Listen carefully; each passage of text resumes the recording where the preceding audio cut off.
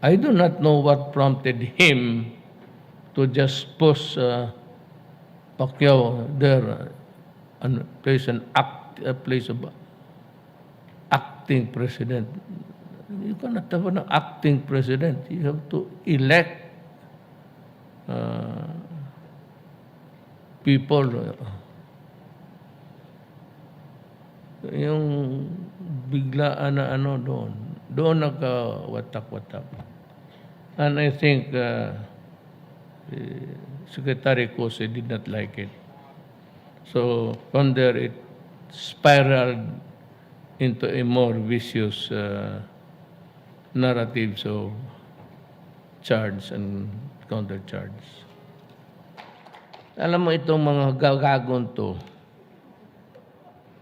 isigway ko na lang. They keep on threatening me with lawsuits and everything. Trelianes and itong si Carpio and his ilk. Panay ang takot sa akin na mademanda ako. Sabi ng batas na kung presidente ka, vice-presidenta ka, may immunity ka. Adi, tatakbo na lang ako ng vice-presidente.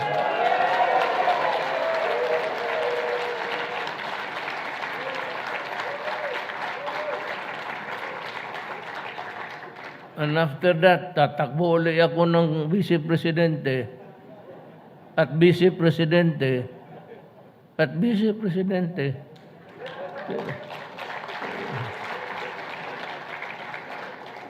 Itong mga hole in the head, panay ang takot sa akin. Ito Trelianes. Akala mo naman, magsasalita siya ng ordinaryong tao.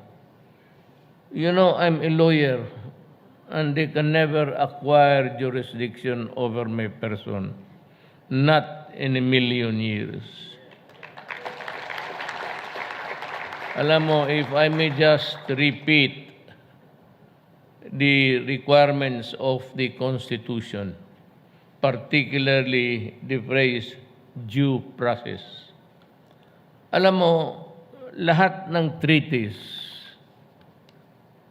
goes to the President. Then if he affirms the contents, dipirmahan niya, tapos padala niya doon sa Congress for the ratification. Then, iyang papel na yan, babalik uli sa Presidente. Then the President issues the order to the Bureau of Printing to include this particular treaty in the official gazette. That is the requirement of the law. Ang ginawa nitong mga mukoy, right after the President Estrada signed the treaty, in their maybe over-enthusiastic, I really do not know, nilipad kaagad nila doon sa Rome and appended it in the Rome Statute sa ICC, bypassing the President and the Bureau of Printing. Na in Tovera versus Enrile, Supreme Court said that failure to publish a law or a treaty, whatever it is, especially a penal law, if you do not publish it, it becomes fatal. It is as if there is no law because it is only in publishing it in the official gazette that the Filipinos are informed that there is an existing law which says this, that, ito. Failing that, there is no law at all. Walang batas. So if they are invoking the Rome Statute, ito si Carpio, ito bright naman ito, bright na bugok. Marami yan silang gano'n eh. Sobra ka bright, bugok. But I don't think Carpio is bright. Kababayan ko yan eh. Ano lang, mapurma. Kaya gano'n. Ito si Trelianes, sige, yo. They cannot. They have to, this is, treaties shall form part of the law of the land. So treaties that are ratified, then published, approved by the President, dito it becomes a law. Failure to do that, there is no law. And so, ano mang dinadaldal nila, they have to go into the process. Because if they insist on trying me on the basis of that Rome Statute, which we appended illegally because there was no publication, ang maglabas niyan, I would go to this Constitution which says that no person shall be deprived of life, liberty, or property without due process of law. So I will transfer that phrase in my case. I was deprived of a due process. Kaya kung ako na sa gobyerno, hindi ko alam itong putang inang mayroon pala itong batas na ito. Sila-sila lang itong mga left, pati sabay ng mga dilawan. The dilawan and the left were the ones really pushing for it. In the process, they stumbled. So wala. I can always go to the Supreme Court and say, I was deprived of due process. Hindi naman nila ako sinabihan. How can I be, because it is only during the publication that every Filipino is put on notice that there is a law, especially if it is a penal law. Kailangan mo talaga i-publish. Failing, then there is really a fatal flaw in the process.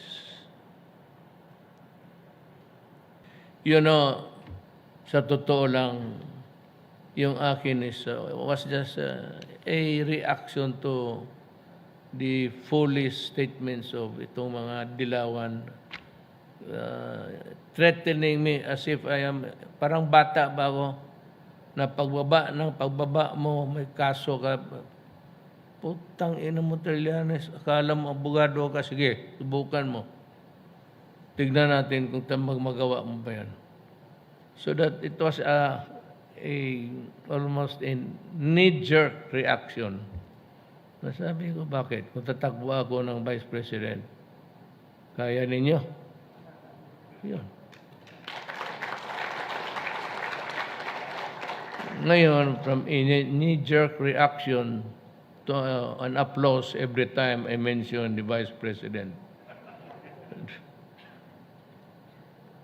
Considering the magnitude of the responsibility that awaits the next batch of the elected officials in 2022 elections, we must remain focused on how to continue the reforms that we have instituted in the last 5 years. Alam mo, itong parte na ito, medyo nabuhayan lang pagka-presidente ko. But now it has grown big.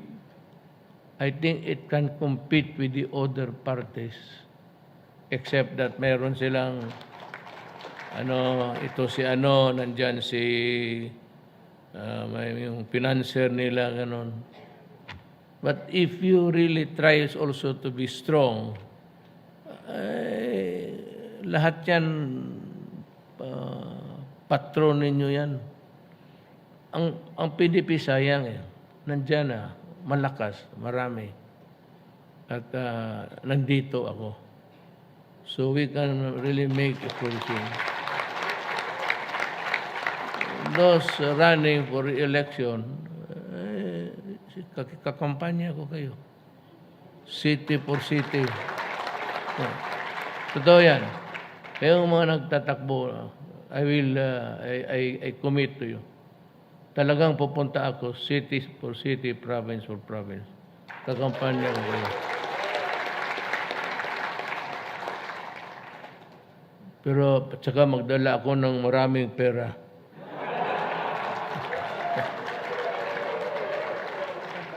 For sako, kung meron. To my dear party mates, let us never lose sight of the founding principles upon which this party was built on. And let us never forget that our end goal is always the improved welfare of the Filipino people. Alam mo to, bakit naka-left? Well, ayaw ko, ilan lang sa atin dito. Art is a billionaire. He was our valedictorian. Pero says that galing siya sa squatters area. Ako, kami, pamilya namin, may grants lang kami sa Davao. Dumaan lang kami ng ganun. Although the ever-changing fortunes of life, naging governor ang tatay ko. But only because na maraming Bisaya outside of Davao City. Noon, I am the first Bisayan mayor of the city of Davao since its inception. Hindi talaga nanalo yung ano. Not because, but maybe the camaraderie and yung band ng mga pure Davaoenos doon. Carlo Nograles, nanay niya, Davaoen niya. Minsan magsama kami, minsan hindi. But yun ang history. Nung ako na ang Bisaya na mayor ng Davao, wala na rin nakapalit. I went on for 23 years to become mayor, then congressman, 4 years, then 4 years vice mayor ni Inday Sara, then another, ito ngayon. So ganun ako katagal sa politika. And I was a prosecutor for 9 years. You add that, and that is my toil in government. So itong Partido Nacional, itong PDP, dalhin lang ito na mabuti. I don't know the fortunes of, hindi natin alam kung anong gagawin sa kabila. Baka nagtatype na si Kuko ng petition doon sa COMELEC. But, tingnan natin. Let us see. Let us see what siya yung nag-umpisa ng Rocos. Magsabi ka lang, sige Jay, ikaw na muna dyan. That is not the way how to run a party. Hindi naman bubo yung mga membro. Mas bright sa iyo. Yan lang ang top-notcher na nakita ko na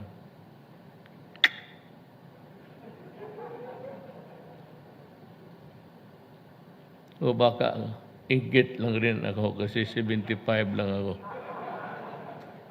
Really, you do not have to punish your son mag 75. Hayaan mo lang yan. Basta every year, 75 lang talaga ang cut-off. Kasi yan, aakyat yan eh. Ako, totoo, hindi ako nagpapatawa. 7 years ako sa high school, 75. Dumaan ako ng maraming sa Ateneo si Dominguez. Yan ang valedictorian namin since kindergarten. Duresa, nung na-expelled ako sa Ateneo, pumunta ako doon sa Brothers of the Sacred Heart. Valedictorian. Marami akong dinaanan valedictorian.